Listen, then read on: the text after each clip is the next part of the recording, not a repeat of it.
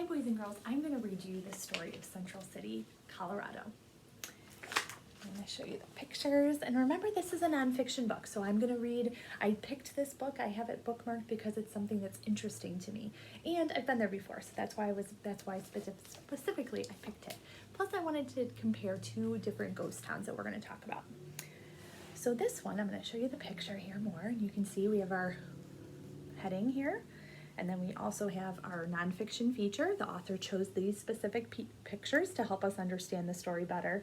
And of course we have our captions. That's my favorite part of reading these books.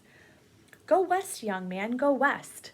Throughout the 1850s, Horace Greeley, respected editor of the New York Tribune, preached his famous theme to adventurous Americans. Among the multitudes who heeded Greeley's advice was John H. Gregory, who left Georgia in 1858 with the intention of working his way to the California goldfields, which we talked about, right? Along the way, Gregory gravitated to Cherry Creek in the Colorado Territory, where gold had just been discovered as the future site of Denver. Heeding the speculation of veteran prospectors who suspected the source was in the mountains to the west, Gregory braved frigid winter conditions and altitudes of 8,500 feet, finally locating gold in a precipitous canyon in May of 1859. Prospectors, remember prospectors are people that look for gold, looking for different minerals. Prospectors rushed to Gregory Gulch by the thousands, and even Greeley himself appeared in the midst of a long-planned trip to California. The 48-year-old Greeley rode a mule into Gregory Gulch. I'm going to read this caption here, and you can see this is Gregory Gulch. Look at that land. Contemporary overview of Central City. During its heyday, the town was known as the richest square mile on earth. That was what they were famous for, and obviously they hadn't gotten that far yet. And then this picture, looking down Central City's picturesque Main Street, which dead ends into a historic Eureka Street. Beyond the well-preserved commercial district, private residences climbed in the slopes of the surrounding hillsides. So you can see all these houses up on top here. And so beautiful there. Next, we can see our pictures again here. Zooming in, that was obviously long ago. So beautiful. And then here is our founder.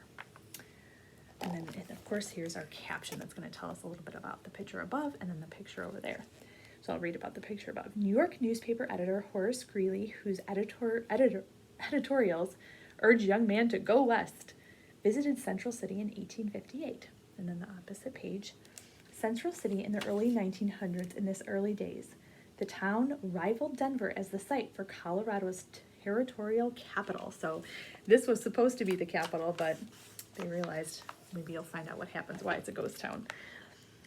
While he observed at least 10,000 men furiously working their claims, at night he noted the glow of campfires stretching for miles. Because of this early stage, many men did not have cabins or even tents, having no choice but to huddle around fires during the cold nights. And remember, this is Colorado, so it's quite cold. And you also have to think about, there's no electricity. The famous journalist was escorted to a sandbar that the miners had just salted by shooting large quantities of gold dust into it with a shotgun. The miners gave Greeley a pan and instructions, and he was elated over the spectacular results. "Gentlemen," Greeley exclaimed, "I have washed with my very own hands and seen with my very own eyes, and the news of your rich discovery shall go forth over all the world as far as my newspaper can carry it." So he said he was going to share all his learning.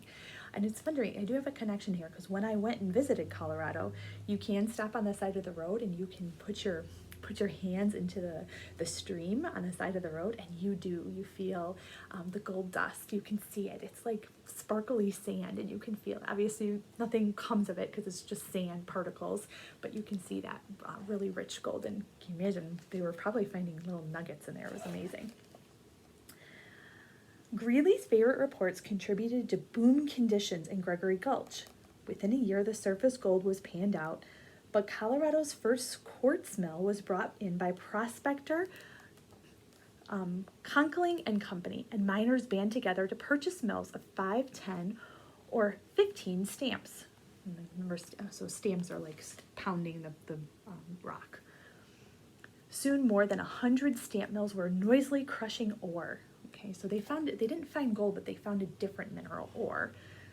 The area was denulled as trees were cut down for buildings, fuel, and mine supports. Mining camps stretched for miles through the winding Gregory Gulch, but the middle camp quickly became the most prominent. So there were many little tiny towns along this path, but this was the big one. At first known as Mountain City, the name was changed to Central City because of its central location. Boasting that it was built astride the richest square mile in the world, Central City boomed for a time into Colorado's largest municipality. For a while, it even rivaled Denver as the site for the capital. One of the renowned actors at the time, Jack Langrish, installed his company for 3 months in the Montana Theater.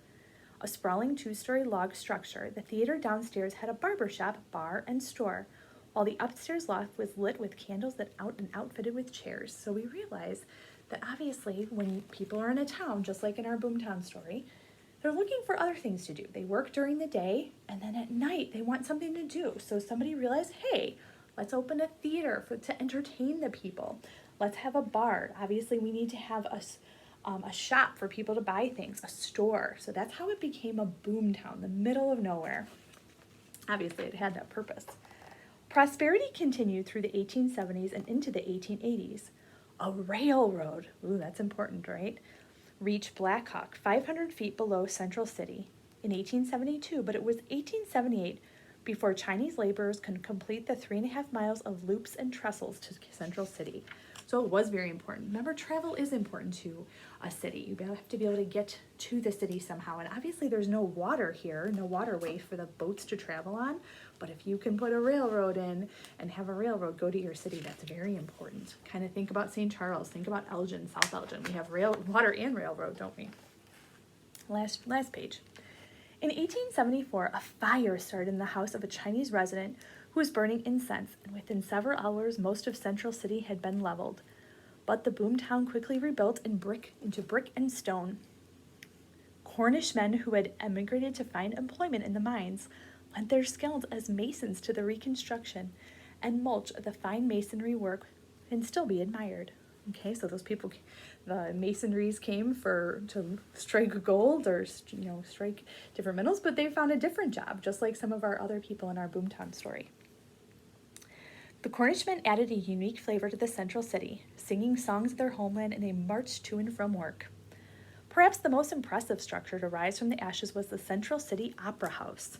So again, they needed to be entertained, which showcased Sarah Barnett, Edwin Booth, Loretta Crabtree, and other notable of the stage. Although the initial success of the Opera House lasted only a few years, the magnificent old theater was responsible for an annual revival during Central City's most solemn period. By the early 20th century, the mines were depleted, and Central City was a shadow of its former self. So the mines were gone. There was nothing left in them. So the town then became a ghost town. The Opera House was renowned for a 2-week run of Camille starring Lillian Gritch. The Summer Theater Festival became a popular annual event. So although the minefields became empty, they had a different business. They had this entertainment business that they started. The Opera House featured such greats of the American stage of Edwin Booth and Sarah Bernhardt. So this is when there was the fire. Okay, and you can see here in these pictures, there's the old houses that they had there. You can kind of see that. And then here's like the downtown area. It kind of even reminds me a little bit of Geneva, a little bit. And then here you see that they've revived the city. And even if you go there now, obviously there's not that gold that they have, but they have found that they've opened up little gambling spots, and people go down there to gamble now. So if your family goes down there, you can't necessarily go into the areas, but your family can go in there and you can gamble. Okay, so that's what is attracting people to the new idea. So the one famous building is called the Teller House. It's a very large building, and you can see it in the video that I shared. And this will talk a bit more about it. And I'll just summarize. It's a famous hotel, and you can see this was the lobby. It's beautiful, and everybody wanted to come and stay there. Rich, lavish furnishings and famous people. They said that there was a few famous people that came, including the governor, Ulysses S. Grant, which was one of the presidents, and you can just see